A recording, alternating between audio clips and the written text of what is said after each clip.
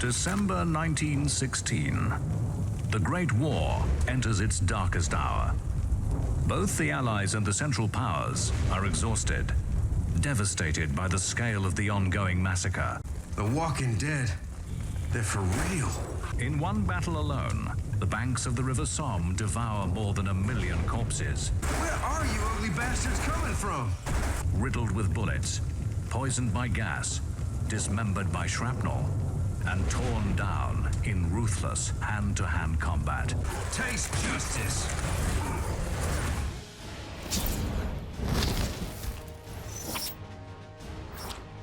Mental World War I FPS action. Yeah, that sounds about right. This is the third World War I FPS ever made, and there's only about 8 of those in total. Codename Eagle was the first one set in an alternate history. Darkest of Days was in a few settings, so I'm not sure if it counts. It's a question for another day. There are some good reasons why this setting isn't that popular for the genre. The public generally views the war as a senseless tragedy and not something you can make video game villains out of easily. People argue over whose fault it was to this day. More importantly than that, these guns are really slow. It's harder to make the combat exciting this way. You could make the combat slower with more consequence to compensate for that, but NecroVision didn't do that at all. This is different.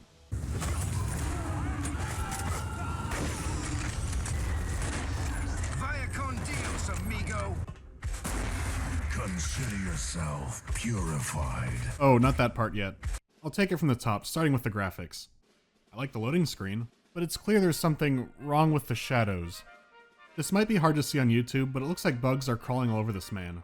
That would be realistic, but this is on everything. There was something wrong with the lighting. There are some versions of NecroVision where you need to force DX10 in it, but no, GOG has it already. You would need to go out of your way to make it go on DX9, which didn't solve it. I'll spare the details. It was a lot of, I tried this, but it didn't work. And I tried a lot. Most of it just caused other problems. So I had to give some ground. I had to turn the ambient occlusion off. This makes the lighting look worse, but the screen isn't crawling with grain anymore. War is all about sacrifices after all. During explosions or impacts, the screen can go kind of crazy. It's like this with or without VSync. It can get really bad. Recording didn't pick this up, but sometimes when I used fully automatic weapons, the frame rate would crawl. So I turned it off. It didn't fix the screen issues, but it stopped the slowdown. While not directly impacting the game, I thought this was interesting. BJ's not really in the corner. I put him there in post. Why? The recording overlay, which so far has been invisible in every game I've used it in, shows up. But only when firing certain weapons, so it's on and off all the time. So BJ will be up there blocking all of that out. His spirit is here with us. I'm not going to spoil Quake 4, but this game is similar in that there's a bit of a turning point near the middle. It feels like covering 2 separate games in a video where I'm already covering 2 separate games. I'm going to start with the first part, which is the Battle of the Somme. Or, as it was called at the time, the Great Fuck Up. No, that's not a joke. NecroVision does a great job at setting it up. Like the rats they love to eat. Remember this hour. Tonight the forces of evil will be crushed once and for all. This is the call of duty. What a load of horseshit. Genius. I think this is supposed to be Field Marshal Haig. He was in charge of it after all. On the first day of the Somme, Haig had been shelling the lines for a few days at this point. He assumed the German trenches would be like his and there should be nothing left by the time he was done. This was the fatal mistake. As we all know now, if Germans have to be somewhere longer than 3 hours and they're not drinking, they start building fortifications out of concrete, some going about 10 meters into the ground. So when Haig ordered his men over the top, shoulder to shoulder, he thought there'd be no resistance, and there was. They had just been having a good time playing some steam pipe assembly board games. So when they saw the parade coming towards them, they made it go away. The British took nearly 60,000 casualties in a day. I think great fuck up is an understatement. In NecroVision, some things are off, like the date is far too late and there's a dragon, so this isn't the 2009 version of Verdun or anything. You play as a soldier just trying to survive the war. It soon becomes clear that something strange is going on in the battlefront. I think I've been buried alive. An American corpse? Eh? How long have I been out? Do I look like a bloody cuckoo clock? Yeah, you play as an American southerner named Simon. That seems slightly out of place. While they tried to make the opening cinematic, it's so incoherent that you can't really appreciate it. This game came out in 2009, so they were trying to compete with the likes of Call of Duty. It's not incoherent just because of what you're seeing, but also the order the story is told in. First you're fighting in the trenches and then the intro cutscene plays. To their credit, you can see production values all over it. The look of it really reminded me of the Death Stranding trailers. Then it starts playing really choppy gameplay, and then back to Death Stranding, and then more choppy gameplay.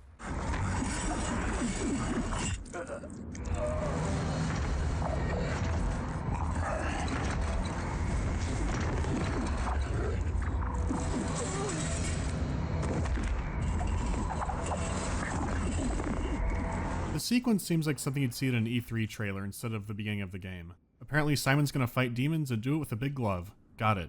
Then right after it, it just puts you back into World War I. I looked it up later and yeah, it was an E3 trailer, they just put it in the beginning of the game. It completely throws a wrench into your expectations for reasons I'll return to later. For now, it's only slightly confusing. After the prologue, I had low expectations, but things started to pick up. The first thing the game teaches you is how to kick an enemy. For me, that's a really good sign. You can make combos from different melee attacks, your kick, and your weapons. This is when the game finally takes your training wheels off. And when it does, there's a lot of fun to be had. That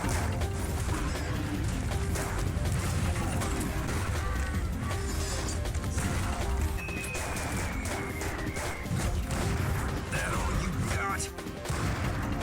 Close your eyes and pray. Sleep well.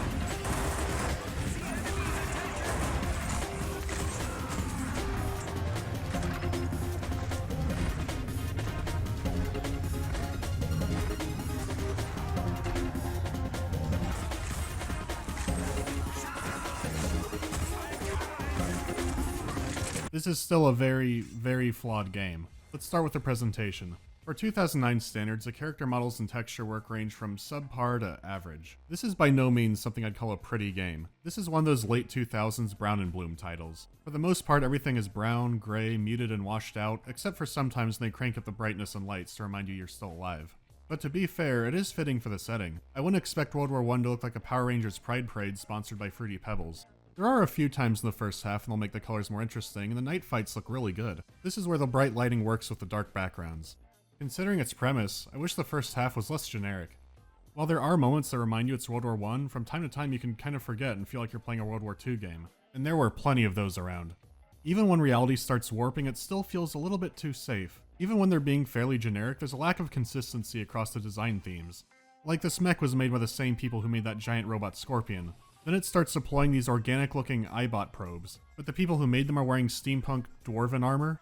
You might think that this seems odd to complain about. Variety is good in a game, the problem is, it takes itself very seriously. In the first chapter of the game, I started to wonder if it was some kind of parody game, kind of like Spec Ops The Line, but sillier. I was legitimately starting to wonder if it was trying to tell me something about the relation between violence in games and story in games. You know how most games by now had audio logs or stuff you could read in a menu?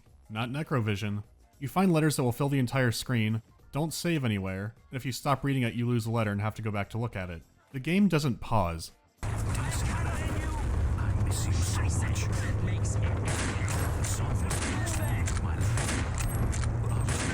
Try reading All Quiet on the Western Front next to Duke Nukem. If your character speaks, the narration gets cut off. You're under my feet. His leg above me, high on the side of the trench. I got something special for you. Get the point. The sound design is okay and the music forgettable. The voice acting, however, is unforgettable. Yes, there he is. Looks like he's crawling. Almost there.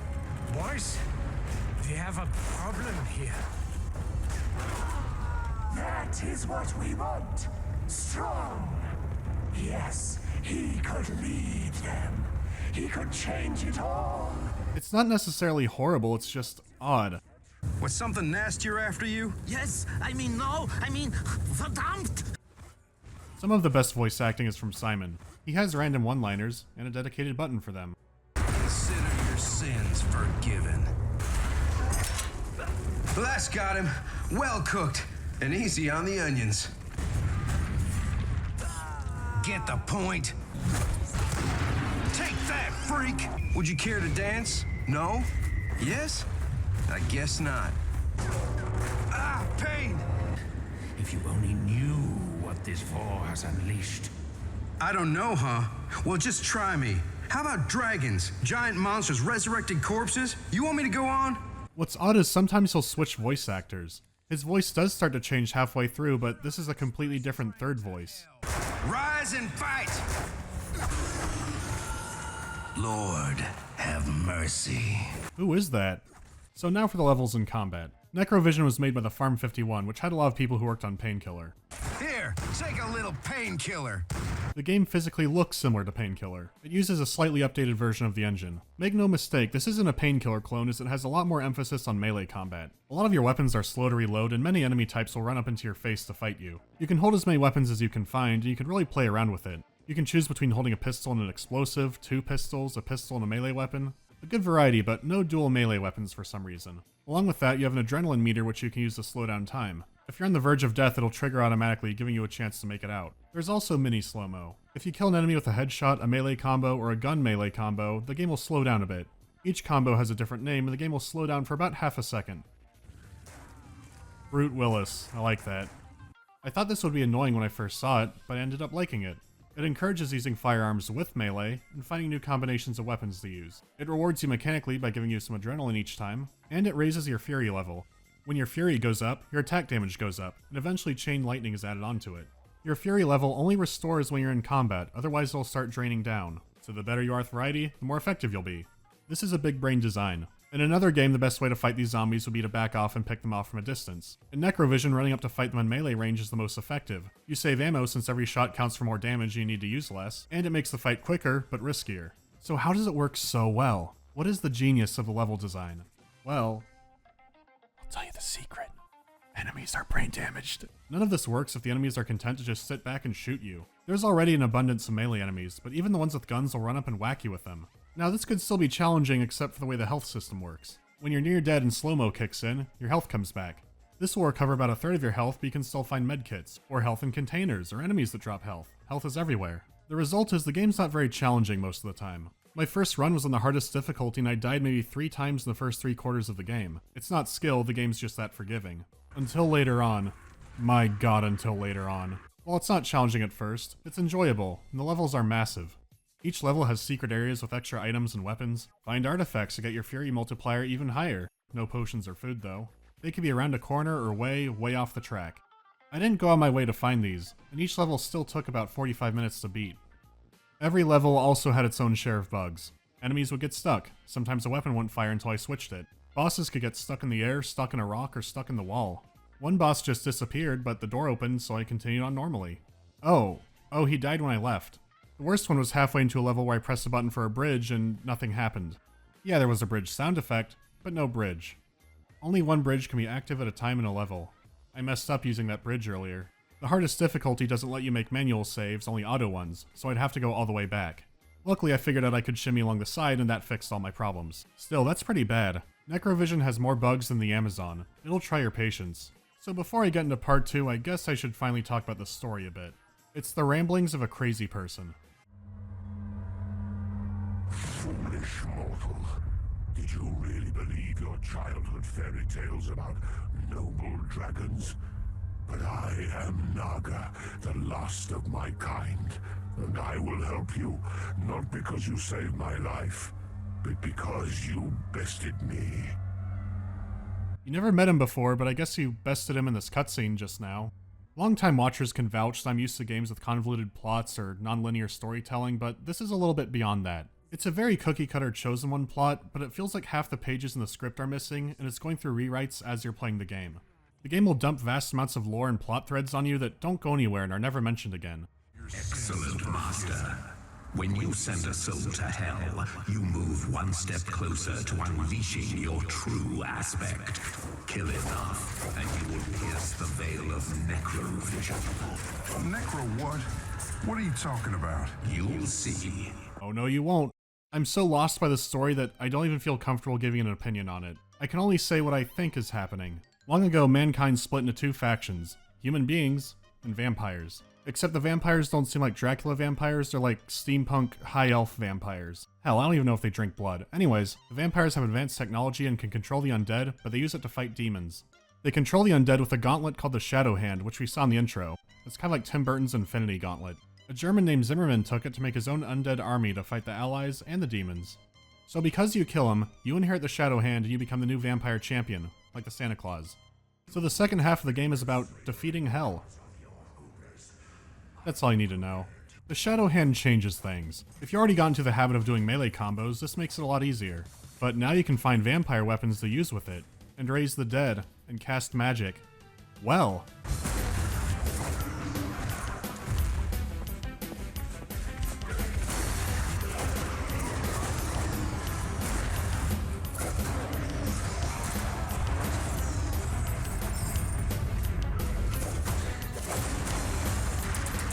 My guns never tire.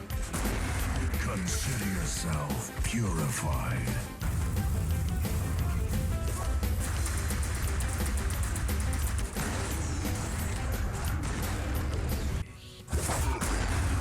This was a turning point. NecroVision really started to shine. You could use the new vampire weapons, but also switch back to your old ones.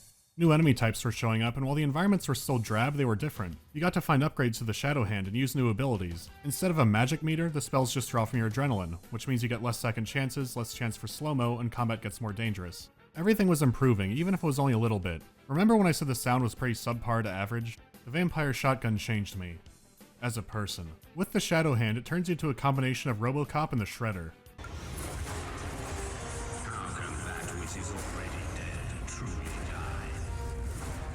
NecroVision was on a great track. My hopes were high, but then the game became very, very tedious. Room after room of tough, fast, and hard-hitting zombies. Sometimes they throw in some spiders or the Skaven, but mainly zombies. Having this as a main enemy is annoying, but listen to them. They're like walking cliff racers.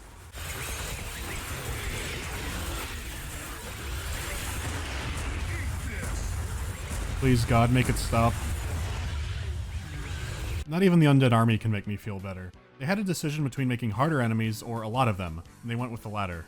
There are some ways to make this more tolerable. Whenever you beat a mission, you unlock a challenge map. Beating these will guarantee you're always starting with a piece of weaponry or a Shadow Hand upgrade. Then you can give them a taste of the secret mustard. Too bad you can't unlock it until after the hellish mission. It would have been really nice to have some of these for the Cliff Racer swarms.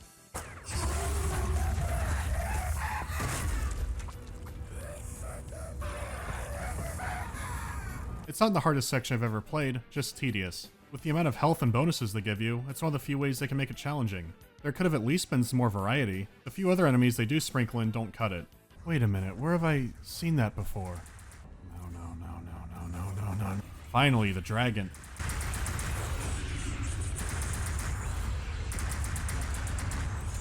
The dragon. What was it again?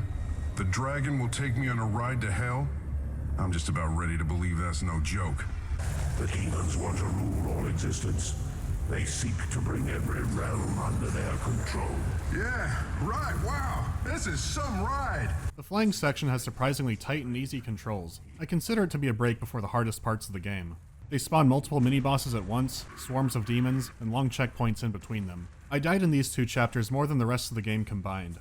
It's like the screeching zombies, but now they burp and throw things at you.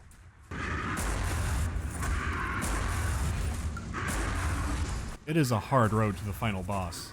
I said the music was forgettable, but not the final boss theme. It's good. Way too good. I never wanted this. I just wanted to fight my war, not get dragged into yours. But you took all that away from me. Look how much my war has given you. You are greater than any human that has ever lived. You should be on your knees before me, but instead, you will bow your head in death. They bought this song from a company that specializes in making movie trailer music.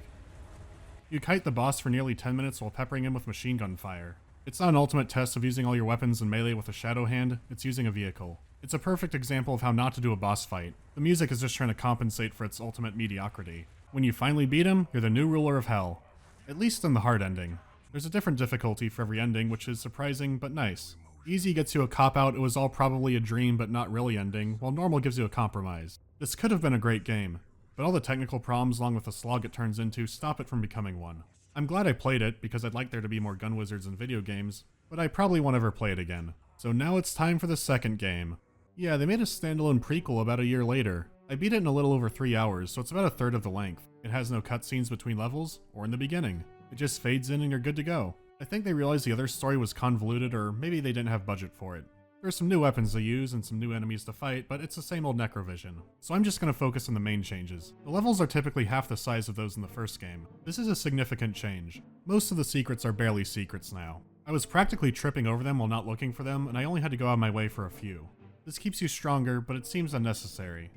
NecroVision Lost Company starts slightly harder than the first game, but it doesn't come anywhere near as difficult. It never really challenges you, but you won't be pulling your hair out either. I saw the AI hiccup a few times, nowhere near the level of the first game. The levels generally look better, along with other visual improvements. Remember the awful burp demons you could barely see? Well, now they stick out more and look a little more demonic.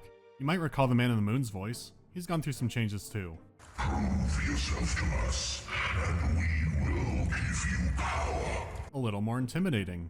All these tiny improvements make the game less frustrating and more enjoyable. Even the story they have is better because you can understand it. Hey, do I know you from Watercolors 205? You play Zimmerman before he turns evil during a zombie outbreak. Your mission is to bring a package to your not evil superior, and you fight along Germans while you do it. The set pieces along the way are a joy. Fighting dragons and demons in a biplane is something I never thought I'd see. Nor did I expect who your battle buddy would be. There's a house close by. I'll get you there. Take a look at your wounds. Wait, you're a damn Englishman. No, Fritz. I'm a damn American. Lieutenant George Patton's the name. Don't be so choosy about who's saving your life, soldier. And what a team you are. You banter in Patton's tank while killing zombies. Besides sounding funny, the vehicle's also much better than any in the first game. It's a breeze to control, plus you can get headshots in it. Unfortunately, I still recommend the first game over it. It has problems besides the length. Some weapons in NecroVision have good enemy feedback, like popping a head or ripping an arm off with a shot, but several are janky and floaty. It was really the vampire weapons that shined. In Lost Company, you only have a 20-minute level to use it, and it's against demons again. Right after that is the final boss, and it's about as bad as the first game, and then it's over. They nearly threw out the Shadow Hand entirely. That's a shame. The new enemies are mostly redundant, both to old enemies and to each other. They reuse some boss fights and areas from the first game without remixing it into something more interesting. It's a lot of wasted potential. Why not expand on the Shadow Hand powers, or balance around the new ones you had to unlock from challenges? Or a campaign where you fight a well-equipped human army with a Shadow Hand? I don't know, something. You have it on the cover, you might as well use it. At the end of the day, these games should be great, but they barely scrape by as good or okay. If you could only choose to play one, I'd recommend the first game. The most hassle-free version is on GOG, and I think the Humble Store as well. The Steam version is questionable. Up next, I'll be covering a mystery RTS game. Thanks for watching, I'm sure no one will guess it. Also, a very special thanks to all the new producers, along with the frankly terrifying amount of benefactors. I was thinking of how I could change the end format up, and I think a Q&A would be a really good idea that I came up with. Welcome to my credits section, as voiced by Mandalore. Mandalore politely asks if he could copy my credit format, officially making him more Canadian than I am. Right, okay, I need to answer these. Okay, first question asked by several people, where's that video I like? I wiped it out. Several videos I had up earlier with copyrighted content got permanently muted. I talked about that in December, but a month or two ago, YouTube started changing the terms and conditions in the videos that weren't perma-muted. When I saw people getting strikes for videos that were years old, I decided not to risk it. In fact, today, June 1st, YouTube is rolling out more changes for that, so we'll see what happens. Alright, question from Gruntso asking if I like Warhammer and if there will be more videos on it. Yeah, I actually have 3 I want to do this year, but I don't want to Warhammer people out, so I won't do them all at once. I'd have Space Marine with an Eternal Crusade video right afterwards, but there's also that 4X coming out in July, so I'll see how that goes. This question comes from Bree. Knights of the Old Republic 2 when? I have absolutely no idea. I don't think I'd make a video on the mainline game at this point, because it's been pretty talked about to death. I might do the restored content mod. That has a lot of good changes, but some like the HK-47 mission are kind of controversial, so I think that'd be fun. Soliful asked how I felt about pineapple on pizza. Not a fan. Alright, those pressing matters are out of the way, and I can feel my voice starting to die. Thanks for watching.